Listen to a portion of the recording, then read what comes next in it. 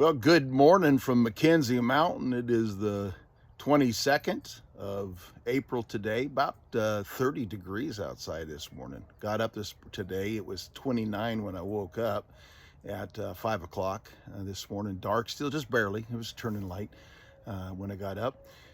But it's about 30 degrees now, maybe 31, but very clear outside, very crisp feeling. So wonderful, wonderful morning. Get things started here on the mountain here in Republic, Washington. I've got my AirPod Pro 2s in, using them as hearing aids.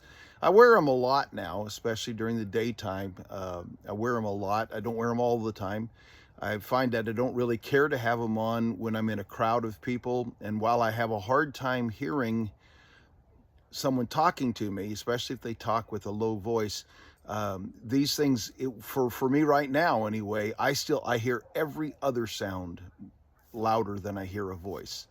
So if my wife is talking to me, but my dog is scratching, I hear the scratching dog more than I hear my wife's voice, and so I'll miss details. And so with them out, I can hear her. I'm able to tune out the other sounds a little bit more, and I can hear her. Sometimes I have to put my ear right up to her mouth sometimes to hear her once in a while, or when I'm in a crowd of people talking. I hear all of that hum and that buzz and all of that more than I really do the person when my son is preaching, or some other preacher, when I'm listening to him preach. That works perfectly. These things just make it where I can hear that so much better, and I do like that. I like the fact that when I'm out like this alone, I can hear birds and things so much clearer than I could before, and so I really do like that part of it really well. When my wife and I are alone and we're talking, I can hear her voice. So it's just she and I, and there's no other sounds.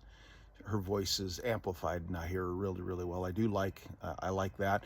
I've gotten used to having them in my ears. Once in a while I feel like I got to push them or tweak them or something like that. But you got to do with the glasses. I've been wearing glasses since I was 19, and you're always having to push them up or whatever, so that you just know they're not going to be perfect, and it got to fit perfectly and all those things.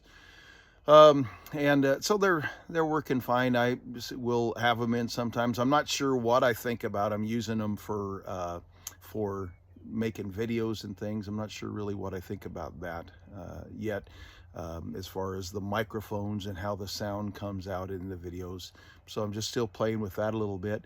Got a lot done yesterday. I was able to replace the valve on the toilet in our RPod camper. I was able to do that, I say successfully. So there are no other leaks. It's working just fine. So when turn the pump on, now that I have that new valve on, there's no water leaking. The pump isn't running all the time and so forth. So I know there's no water leaking anywhere else. I believe the valve I bought might have a defect in it, and that I might need to either examine or replace, because what it does leak onto the shower pan. The toilet sits in our RPod. The toilet and shower are one unit, and so the toilet sits in the shower pan. And so when I'm flushing that toilet, if I run it for a long time to fill up the bowl or something like that, it'll run water onto the floor as well, the shower pan floor as well. So I've got something going on that would not be in the plumbing itself. That would be past the plumbing, past the valve that turns it on. It's up in there a little bit higher than that. And it's one of those things I probably can it's a pain in the neck to take the toilet out. Not because it's difficult, but because you're working in such a tight space. One of the bolts is on the back side, on the right-hand side. As I'm looking at the toilet, the bolt on the right-hand side is not visible. And so I'm doing all of that by feel. And this, of course, got a long thread on it. So it's a long way up and down to use a box end wrench to do that and get it on. Probably if I was to get some kind of ratchet box, so they tried to sell me one of those the other day, but I wasn't sure which one to get. So anyway, could probably do that, but I think I'm going to leave it as it is for at least right now, and because it's not leaking, it's not a problem. It's just it just runs water onto the shower pan when you flush, or when you run that flush valve. So I'll probably just leave that alone for right now. And by the way, it's not when you flush, it's when you're running the water into the bowl. That's what's leaking. So we did that. We got the floor cleaned up a little bit. I used a sander brush on a grinder to polish up the spots where I had filled in the concrete caulking into the expansion joints. Got that sanded down. I've been watching some more videos on using this epoxy, and I'm still debating whether I really want to put that epoxy floor down before we finish, before we do the framing or not, because you're gonna try to get your floor done. It's gonna look nice, and then you're gonna have tools and stuff scuffing it and dirtying it and things like that. So I'm not really sure about that. I do think at this point, probably maybe put down the primer coat. That'll at least give me some experience with the epoxy. And maybe after I get the primer coat down, I'll just leave that set and we'll do all the framing. That'll give me a little bit of time because I really want to get that framing done. Framing is essential. I've got to get it done so that I can get the electrician in and the plumbing in. The flooring, we were thinking, my wife especially was thinking that if we would put in that the flooring first, when it's just a big open hole, a big open floor, it'd be easier to do that epoxy. But I now have been watching things about it. I don't really think that that's going to be completely true. First of all, you don't want to try to handle that much epoxy at one time. So you're going to try to break it down at least into quarters to do it anyway. And then because of the shape of the rooms, and we're going to be trying to put a pattern into the floor, and because the shape of the rooms, we're not going to be able to do the whole floor at once anyway. We're going to need to do it in at least quarters.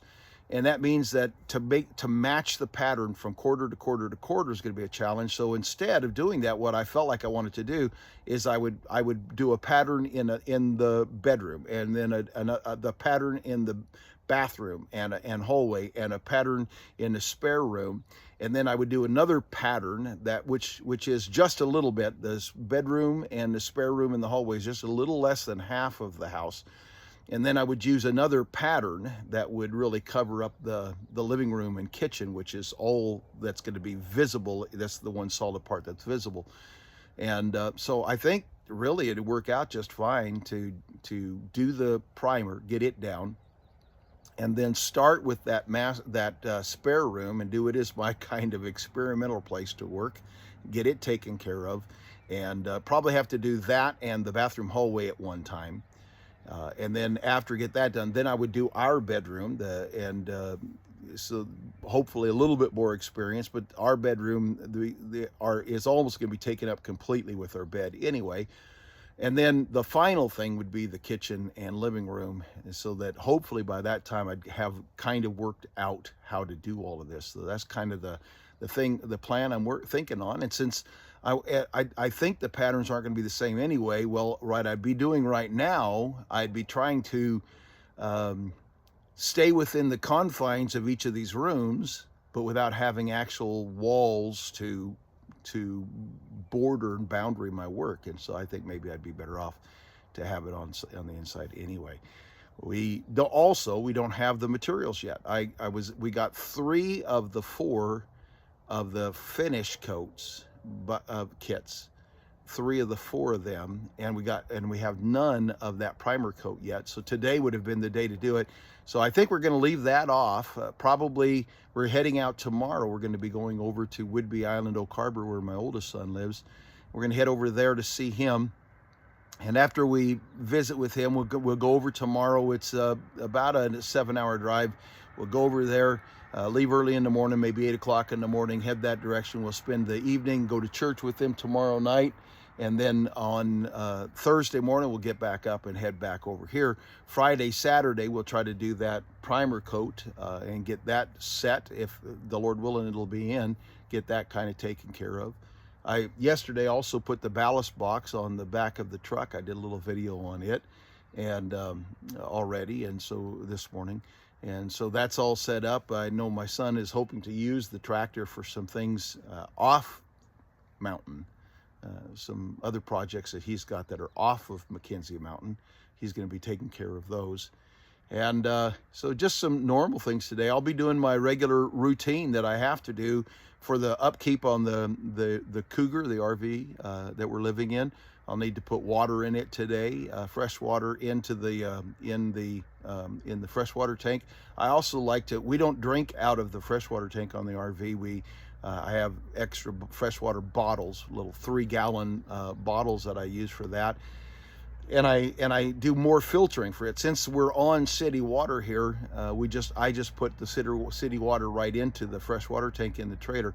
But what I drink, the water that we're going to drink, make coffee from, that we're going to drink, we're going to so forth, then that goes through a filtered process before as it goes into those 2 3-gallon bottles that we carry, and I fill those up. 2 to 3 times a week. I'll need to fill up those bottles so that we have plenty of fresh drinking water each day. My wife drinks lots and lots of water. I try to drink at least 2 16-ounce glasses of water a day, and then I drink coffee. My wife tries to drink, I think, 4 16-ounce glasses of water a day, and then she drinks less coffee than I do. So anyway, we'll take care of some of those things today, just regular routines in that sort of thing. I also today, Anita will be heading over to my son's house and daughter's house so that they can to do our laundry, to get that done before we take off to Whidbey Island.